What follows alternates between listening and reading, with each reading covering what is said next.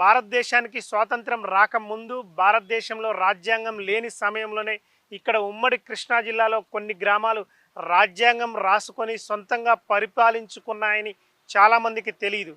భారతదేశాన్ని బ్రిటిష్ వాళ్ళు పరిపాలిస్తున్న సమయంలో ఇక్కడ ఆంధ్రప్రదేశ్ బ్రిటిష్ వారి ఆధీనంలో ఉండేది. కానీ ఆంధ్రప్రదేశ్లో ఉన్నటువంటి ఉమ్మడి కృష్ణా జిల్లాలో ఉన్న పరిటాలతో పాటు 7 గ్రామాలు నైజాంల కింద ఉండేవి. అంటే ఆంధ్రప్రదేశ్ మాత్రం బ్రిటిష్ కాల ఆధీనంలో ఉండేది. ఇక్కడ ఈ 7 గ్రామాలు మాత్రం నైజాం కింద ఉండేవి. అంటే హైదరాబాద్ సంస్థానాన్ని తెలంగాణతో పాటు కొన్ని ప్రాంతాలను పరిపాలిస్తున్నటువంటి నైజాం కింద ఈ 7 గ్రామాలు ఉండేవి. ముఖ్యంగా ఈ 7 గ్రామాలు నైజాముల కింద ఉండడానికి గల కారణం ఏమిటంటే ఇక్కడ పరిటాల వజ్రాలకు పెట్టింది పేరు. ప్రపంచ దేశాలకు వజ్రాలను ఎగుమతి చేసిన చరిత్ర ఈ పరిటాలకు ఉన్నది. ఇక్కడ పరిటాలలో దొరికినటువంటి వజ్రాలని హైదరాబాద్లో మెరుగులు దిద్ది అక్కడ నుంచి ప్రపంచ దేశాలకు పంపించిన ఘనత కూడా ఈ పరిటాలకు ఉంది. అందుకనే ఈ పరిటాలతో పాటు 7 గ్రామాలు, అంటే వజ్రాలు ఎక్కువగా దొరుకుతాయన్న ఉద్దేశంతో ఈ పరిటాలతో పాటు 7 గ్రామాలను నైజాము తన కింద ఉంచుకున్నారని చరిత్ర చెప్తుంది.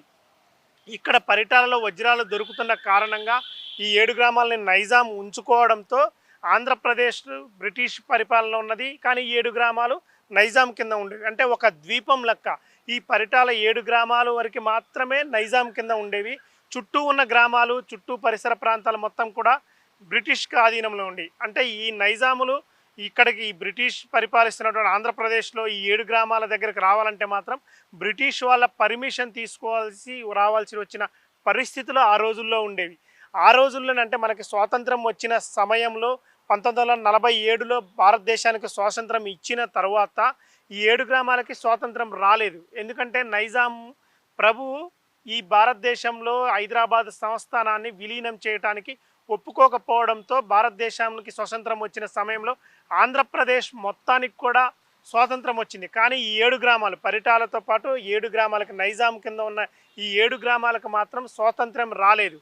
అప్పుడు ఈ పరిటాల ప్రజలు ఉస్మానియా యూనివర్సిటీలో వందే మాతర సమయంలో అక్కడ ఈ పరిటాలకు చెందినటువంటి కొంతమంది విద్యార్థులు అక్కడ చదువుకుంటున్నారు. వారి యొక్క ప్రోద్బలంతో ఈ పరిటాల ప్రజలు అప్పుడు స్వాతంత్రంగా, అంటే ఇతర రాష్ట్రంలో ఉత్తరప్రదేశ్ కానీ ఇతర మహారాష్ట్ర కానీ కొన్ని ప్రాంతాల్లో స్వాతంత్రంగా ప్రకటించుకున్నారు. స్వాతంత్రంగా పరిపాలించుకోవాలన్న ఆలోచన ఆ సమయంలో అప్పుడు ఆ ఇతర రాష్ట్రాలు కూడా వచ్చింది. దాన్ని ఆదర్శంగా తీసుకొని ఇక్కడ పరిటాల ప్రజలు, పరిటాలతో పాటు మిగతా 7 గ్రామాల ప్రజలు కూడా స్వాతంత్రంగా ప్రకటించుకున్నారు. 1950 నవంబర్ 15న ఇటు నైజాంపై తిరుగుబాటు చేసి స్వాతంత్రంగా ప్రకటించుకొని సొంతంగా రాజ్యాంగం కూడా రాసుకున్న పరిస్థితులు నెలకొన్నాయి. అంటే అప్పటికి ఇంకా భారతదేశానికి రాజ్యాంగం కూడా రాలేదు. 1950లో భారతదేశానికి రాజ్యాంగం రచించారు, రాజ్యాంగం వచ్చింది. అప్పుడు 1950 జనవరి 26 నుంచి రాజ్యాంగం అమల్లోకి వచ్చింది. కానీ అంతకు ముందే 1947 నవంబర్ 15వ తారీఖునే ఇక్కడ పరిటాల ప్రజలు పరిటాల రిపబ్లిక్గా ప్రకటించుకొని రాజ్యాంగం కూడా రాసుకొని సొంతంగా పరిపాలించుకున్న పరిస్థితులు ఇక్కడ ఉన్నాయి. అంటే దేశ చరిత్రలో ఎక్కడా కూడా ఏ గ్రామ ప్రజలు, ఏ రాష్ట్ర ప్రజలు కూడా చేయని సాహసాన్ని ఇక్కడ పరిటాల ప్రజలు చేశారని చెప్పుకోవచ్చు. సొంతంగా రాజ్యాంగం రాసుకున్నారు, నైజాంలపై తిరుగుబాటు చేశారు. అక్కడ 7 గ్రామాల ప్రజలు ఒక కమిటీ ఏర్పాటు చేసుకున్నారు. కమిటీలో ప్రతి గ్రామానికి 3 సభ్యులను ఎంచుకున్నారు. ఆ తర్వాత ఇటు నైజాములు తిరుగుబాటు చేసేవారు, నైజాం సైనికులు 7 గ్రామాలపై యుద్ధానికి వచ్చేవారు. వారిని ఎదిరించడానికి 7 గ్రామాల ప్రజలు ఇంటికొక యువకుణ్ణి శిక్షణ ఇచ్చి, అంటే ఆజాద్ హిందూకు సంబంధించినటువంటి రామచంద్ర నాయక్ని అంటే చెన్నై నుంచి రప్పించి అతని ద్వారా ఇక్కడ యువకులకి అన్నిట్లో అత్యాధునిక శిక్షణ ఇప్పించి గ్రామ రక్షణ దళం కూడా ఏర్పాటు చేసుకొని నైజాములకు వ్యతిరేకంగా యుద్ధం చేసిన పరిస్థితులు కూడా ఉన్నాయి. అంటే ఆ సమయంలో ఎక్కువగా నైజాములు అఘాయిత్యాలు చేసేవారు, మహిళలపై అత్యాచారాలు చేసేవారు, నిర్దాక్షిణ్యంగా చంపేవారు. వారిని ఎదుర్కోవడానికి గ్రామ రక్షణ దళాన్ని ఏర్పాటు చేసుకొని స్వతంత్రంగా పరిటాల రిపబ్లిక్ ప్రకటించుకొని సొంత దేశంగా పరిపాలించుకున్న పరిస్థితులు ఈ పరిటాలకు ఉన్నాయి. దేశ చరిత్రలో ఎక్కడా కూడా ఇంత ఘనమైన చరిత్ర లేదు. ఒక్క పరిటాలకు, అంటే 2 రాష్ట్రాల సరిహద్దుల్లో ఉన్నటువంటి ఈ పరిటాలకు ఘనమైన చరిత్ర ఉన్నదని చెప్పుకోవచ్చు.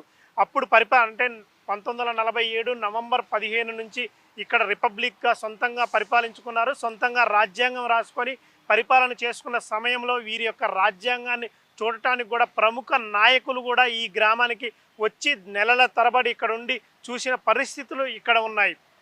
అంటే దేశానికి రాజ్యాంగం రాకముందే వీరు రాజ్యాంగం రాసుకొని సొంతంగా పరిపాలించుకుంటుంది. అసలు వీరి పరిపాలన ఏ విధంగా ఉంది, పరిపాలన ఎట్లా చేస్తున్నారు అనేది అప్పటి స్వతంత్ర సమరయోధులు చాలామంది ఇక్కడ ఈ గ్రామంలో ఉండి నెలల తరబడి ఉండి చూసి వెళ్ళిన పరిస్థితులు కూడా ఉన్నాయి. అంటే దేశ చరిత్రలో ఎక్కడా లేని విధంగా ఈ పరిటాలతో పాటు 7 గ్రామాల ప్రజలు సొంతంగా రాజ్యాంగం రాసుకొని సొంతంగా దేశంగా ప్రకటించుకొని పరిటాల రిపబ్లిక్గా పరిపాలించుకున్నారని చరిత్ర చెబుతుంది. అప్పటి నుంచి ఇప్పటి వరకు కూడా భారతదేశ చరిత్రలో ఈ పరిటాల రిపబ్లిక్ ప్రత్యేక స్థానం ఉందని చెప్పుకోవచ్చు.